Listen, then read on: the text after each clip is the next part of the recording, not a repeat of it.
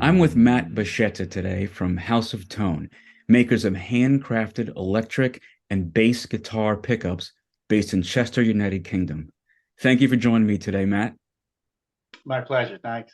I believe that part of the process of making your PAS, your True Tone PAS, has been actually acquiring and measuring some real PAF pickups. And I was hoping you could start off by sharing your experience with the actual true PAFs that you've had a chance to examine and take apart. Over the years, before I started House of Tone, I've always done quite a lot of guitar repair, restoration work.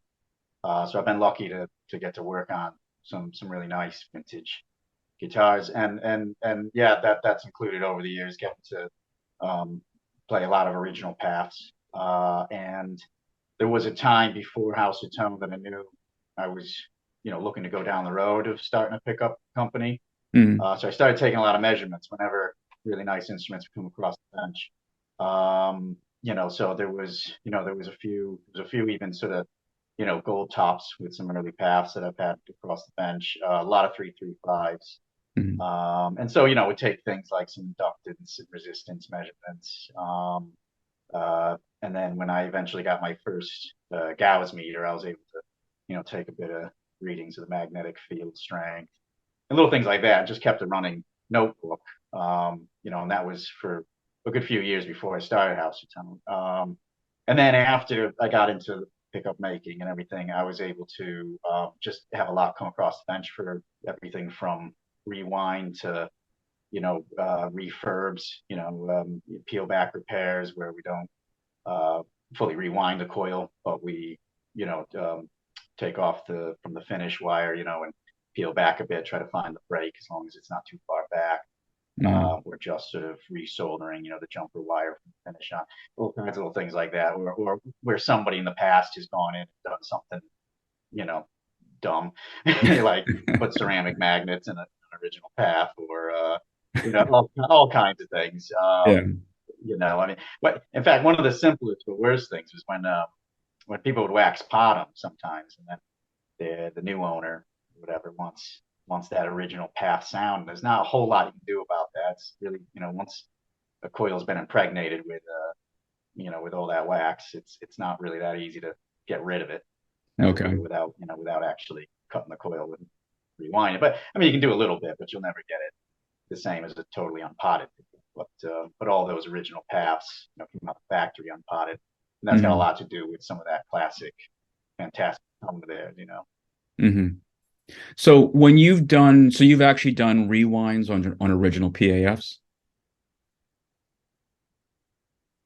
Yeah, yep. Okay.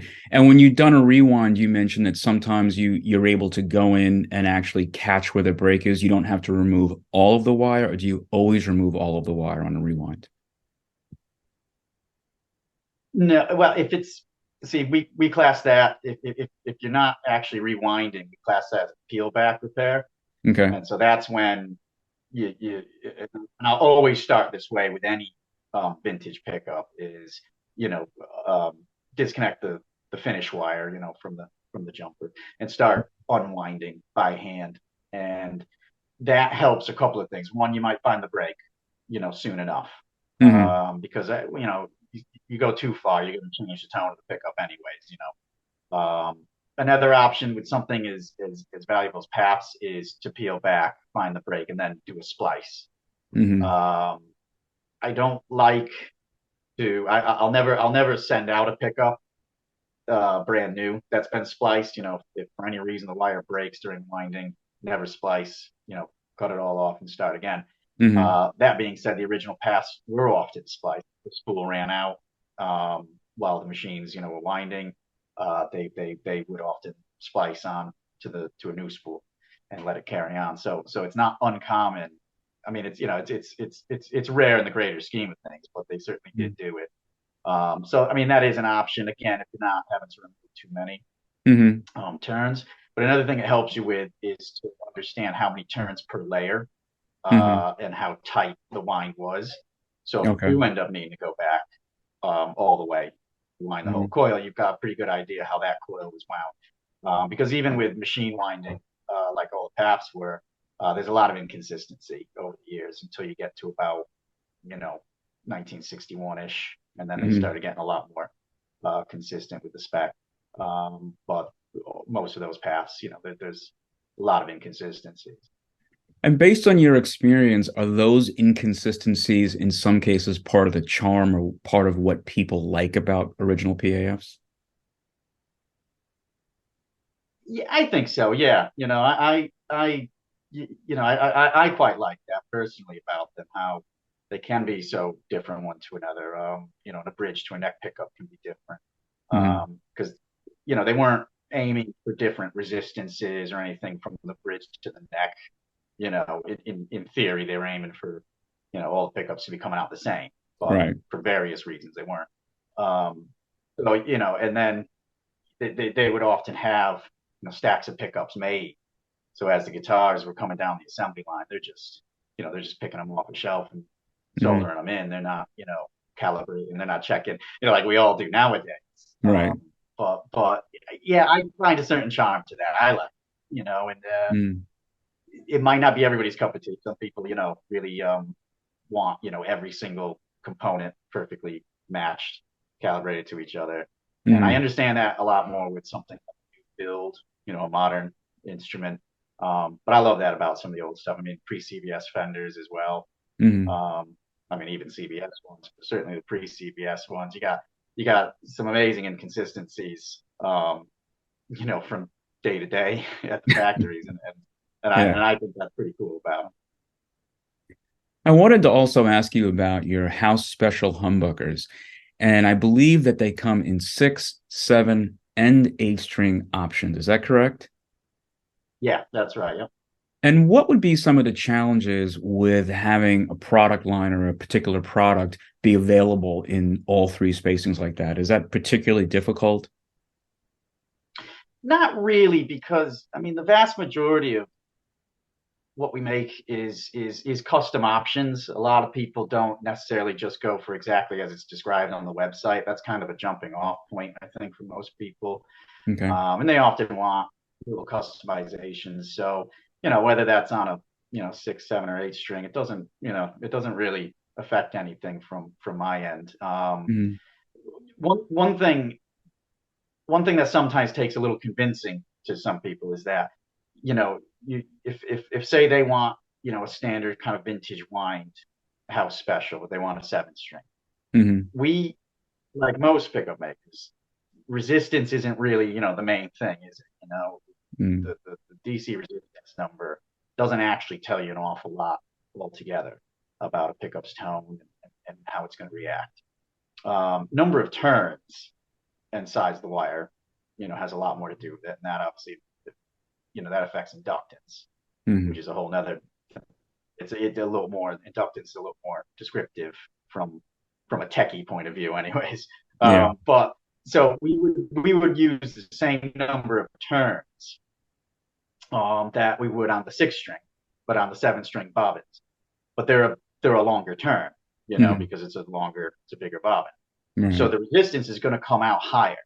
Mm. But so sometimes people get a little confused with that, and they think, well, no, I want an 8K bridge pickup, but on a seven string. Well, it's not going to be what you think it's going to be necessarily. Then, Mm-hmm. 8K in a six string bobbin is different than 8K in a seven string. It's going to need to be a little Right. hotter on the DC number Mm-hmm. because we're going to go with the same size wire and the same number of turns. That's going to give Okay. you a little higher resistance. That's going to give you a much more similar, you know, inductance capacity. The rest of the specs is going to come together much more similarly. So if you want it to be more like, like what you're expecting out of the six string version, it does need, the same number of turns, but that means you will get that higher DC value. Okay. And so sometimes people, they don't really get it necessarily sometimes. Mm-hmm. That, like, don't worry, it's a higher number, but it's not, some heavy metal pickup. It's still vintage wine with a Right. seven string or an Right. eight string. Right. And I think on that set, the house special, you mentioned on the website there's the 3-5 set and the 5-5 set. Could you just help us understand what the difference is? Those numbers mean 3-5 and 5-5? That's just the magnet types used. So Okay. that's going neck to bridge. So a Okay. 3-5 set is an Alnico 3 in the neck Okay. position, and a 5 in bridge position. 5-5 is more of your standard Alnico 5 in both your neck and your bridge position. Okay. They're just, I mean, we'll put any magnets based on the tone you're describing you want, Mm-hmm. or people who know a bit more about pickup making and magnet types and stuff. You know, if they know what they like and they say, Mm-hmm. no, you know, we'd like an Alnico 4, you know, a 3 or 2, you know, we'll put whatever in. Those just happen to be two of the most common sort of sets that are offered is the 3-5 and the 5-5 Okay. in the house range, anyways. Well, it sounds like that particular pickup is just very customizable. Pretty much everything about the pickup, you offer options to the buyer. Yeah, yeah. It's like I say, it's kind of a jumping off point of Mhm. based around your basic modern path, let's say path style, but not a path replica, just that typical humbucker, Okay. and that's its jumping. But we can, you know, we can do overwound, underwound ones, different magnets, you know, different pole spacings. As standard, we do an F spaced 52.5 mil Hmm. for the bridge position and 50 millimeters for the neck position.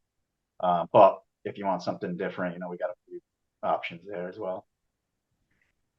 I wanted to ask you to talk a little bit about your House Special 4.5 humbucker. And this is the model with the kind of 3x3 offset design.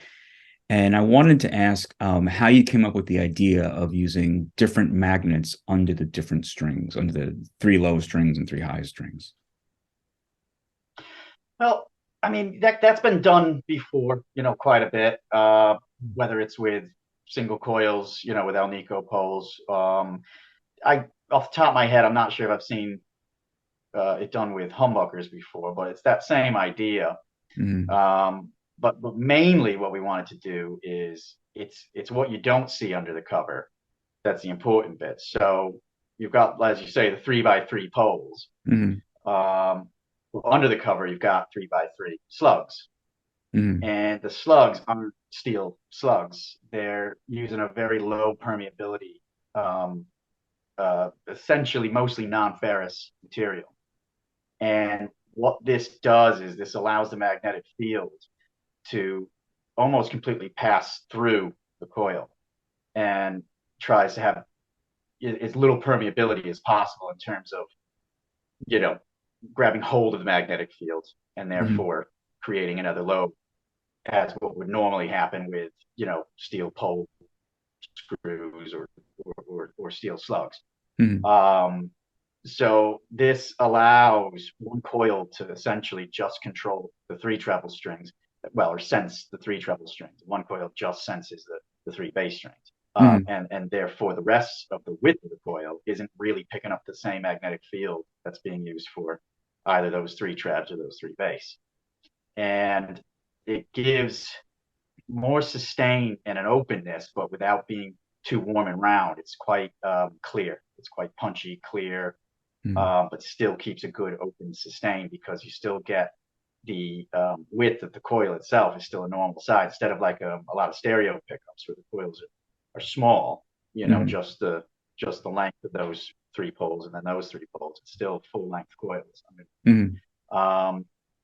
so this gives like almost a real hi-fi kind of tone to it, and almost like a very precise single coil, but with, you know, with zero hum. There's still proper humbuckers. Mm-hmm. And so the one downside to it is in a sense is that you can't coil split, but you don't really need to because it's getting that kind of clarity. Mm-hmm. And we do offer to wire them with four conductor, which you can use to do series parallel wiring between the two Mm-hmm. coils. So if you wanted to thin it out even more, you can go parallel. I don't think it's particularly necessary with them. You know, we've experimented with them. I think it's great in standard series, Mm-hmm. and with a kind of a lowish, you know, vintage wind. Mm-hmm. But it gives a lot of great clarity. It's great for a lot of like studio work, especially if you're you know DIing right into the desk, or if you're doing a lot of modulation and stuff. You know, if you're Mm-hmm. or running through a lot lot of pedals. It's got quite a clear signal. It's a very clean, clear signal. And which magnet goes under which of the three strings? Is it the Alnico 4 under the bass strings or vice versa? Yeah, it's that way. Yep. Four goes under the bass and five under the trebs. Okay. Again, that's to keep the bass still a little more open, but pretty tight. Mm-hmm. And the five under the trebs is to keep them very, very tight, and concise, and clear, and have that real, that sort of almost less overtones, less color overall to them, very, more precision. And that's why I say this is great for studio work. It's great for going straight into the desk and manipulating the signal after the fact. It's just quite a clear signal. But we've done them in different options. So we've done a higher wind version where we put an Alnico 5 under the bass and an Alnico 8 under the trebs. And that's for some serious zing, some serious bite, a lot of presence, a lot of upper mids. And again, very, very, very tight though on the trebs. And the bass, it's designed not to be quite as tight as the trebs, but it's still not. We don't want it too open and loose. The whole, as I say, the whole purpose of the design was to keep a lot of precision and very good string to string balance. Alnico 8 is, I think that's one Alnico I don't think I've heard of before. So could you help our viewers understand a little bit why you would particularly use Alnico 8 in different kinds of pickups? Alnico 8's got a lot of similarities to ceramic pickups in a way. So they have quite a lot of power, quite a lot of pull. So, they do create quite a tight tone with a lot of presence. It's a lot of upper mids, a lot of trebs, very tight bass, and a pretty good amount of scoop. But the benefit to them is because it's still Alnico, so it still has, aluminum, nickel, cobalt. It will still give you that better headroom on the cleans, a bit better clean tones. Ceramics, and it all depends. There's no, it's not. I wouldn't call it a rule of thumb with ceramics, but in a lot of instances, they don't have the best cleans and they don't have the best headroom on cleans, but they can. Certainly, if you look at Bill Lawrence's designs, he was the guy who showed us all how you can what you can do with ceramic magnets. That's very, very cool. But Alnico 8 gives you that best of both worlds. So you kind of get that headroom and that sort of really nice, sweeter tone on the cleans. But it's got all that power and all those trebs and presence. So outside of this house special 4.5 pickup, is Alnico 8 a magnet that you would offer a customer in a kind of from scratch custom build? Well, we also have our steel house, and the steel house humbucker is specifically designed to use Alnico 8. So that is a medium wind, about 12.5 to 13K, and uses an Alnico 8, and it's a really versatile pickup. And we normally pair it as a 5/8 set, so it's got Alnico 5, more vintage wind, house special type for the neck, and then it's the steel house bridge, and that gives you quite a wide range. Especially if you're using like a treb bleed circuit, and you've got a Les Paul type circuit where you've got individual volumes, individual tones. You can do a lot just with the guitar. Just by using the volume pot, using the tone pot subtly. You can go from you can do things from a smoother blues to an electric blues, even some jazz on the neck pickup. Get some woman tone in there. But then altogether, you can go right up through classic rock, up to 80s metal type stuff. It's not necessarily the best for really high gain heavy metal, type stuff. But let's say right up through some 80s metal, absolutely, as I said. So it's very versatile like that for a double humbucker guitar. And that was kind of the idea of matching it with the 5 in the neck. And I think your steel house I think the bridge is wound at 12.5K. Yeah, 12.5 to 13. Yeah. It's in that range. So we like that. That's a nice sweet spot for 43 gauge wire. Hmm. So 42, which is a bit thicker, is more the Hmm. standard. Well, say standard. It's more normal in a lot of pickup design. You know, most Fender single coils 42 gauge. You know, PAFs. Most humbuckers. Up until things started getting higher gain, they were usually 42 gauge. And so the next thinnest grade is 43. Hmm. And you find that, and again, it can differ a little bit from design to design in terms of, humbucker bobbins versus, say, a Strat bobbin. But most of your gauges have a certain sweet spot in terms of number of turns and overall kind of resistance.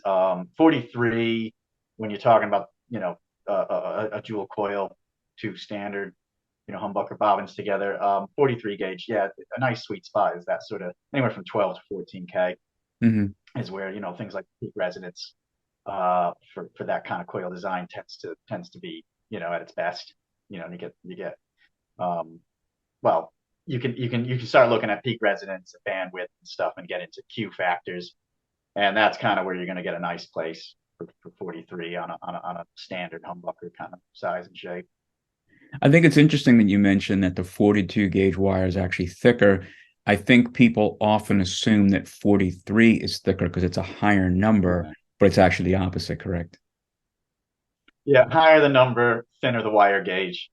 Mm. So, I mean, in the guitar pickup world, 99% of the time you're dealing with either 42, 43, or 44. Hmm.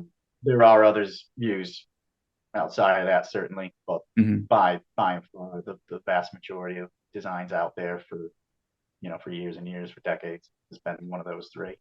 And is it correct to say that when you have a thinner wire, such as 43 or 44, it allows you to do more turns, which could potentially allow you to create a hotter pickup? Yeah, yeah, absolutely.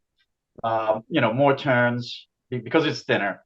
Obviously, you can then fit more Mhm. on any given size bobbin.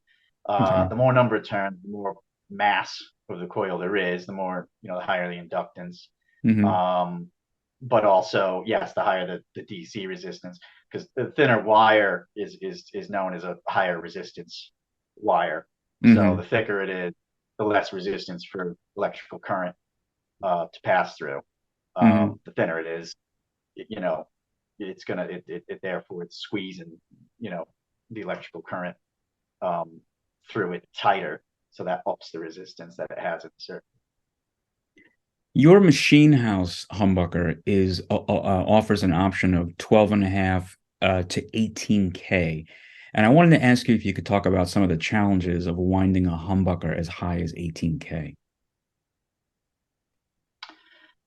By that point we go on to 44 gauge wire, so Hmm. thinner again, and it it's not so much a challenge. It's just difference in what you would call like the coil geometry, how you build up the coil. So number of turns per layer Hmm. and how concentric the wind is versus how scattered you would go if it's a hand wound. So Okay. with those, we go very concentric and quite a few turns per layer, and that's to just fit as much on as you can. And also, typically the type of music that's going to be played with a quite a high gain pickup like that, the concentric winding and the tight tension in the number of turns per layer, that Hmm. all helps along with that kind of style of music, because it's going to give you a lot more capacitance and what's called cross capacitance in the Hmm. coil, and that's it's going to give you it's going to thicken it up. It's going to give it higher inductance as well, so it's going to give you a lot more power, and gain overall. And that this particular pickup has a large Alnico 5 magnet and two ceramic flanks. So could you Yeah. help us understand the science behind that? What's the purpose of the flanks? The flanks, what they're going to do is they go on either side of so you got your two coils together, and Hmm. underneath but down the middle would be your where the standard bar mag on a standard humbucker. And yeah, Mm. ours is an oversized, so it's double the thickness Mm. of a usual one. And the flanks on the outside, so they go on the outside by the slug pole and your screw pole, and Mm. they're outside there. So it's now creating a magnetic field that's totally surrounding both sets of pole pieces, your slugs and your screws. So instead of just one magnet, between the two that's imparting the magnetic field into them from Mm. just one side, it's now got both sides of each set of poles is getting a magnetic field right Okay. into it. And that's going to not only extend the size of it, the shape of it, which is going to give you a lot more fullness, but we're mixing different magnets here. So you're getting, almost like we were discussing with the benefits of Alnico 8 is that kind of, you got your cleans of an Alnico type pickup, but you kind of get some of that power and that trebs and the zing of Mm. ceramics. And this is kind of a similar idea because you got the smaller ceramic flanks mixed with a large Alnico, so you're getting that sort of best of both worlds. So it kind of allows you to get a little more headroom on the cleans, whereas Okay. I would say your average 18K, humbucker, say with just a fat, ceramic or even a fat Alnico Mm. magnet in it, just might still not give you the best um, combination of still having some great cleans and great, dirt. So this is designed to give you again that sort of best of both worlds, but very full, a lot fuller overall than say an Alnico 8 because it's got all that extra, magnetism. In part 2 of my interview with Matt Bascetta, you'll learn about the House of Tone T-Type, S-Type, Blade Runner, and Humbucker line of pickups, as well as their fully loaded Strat plates.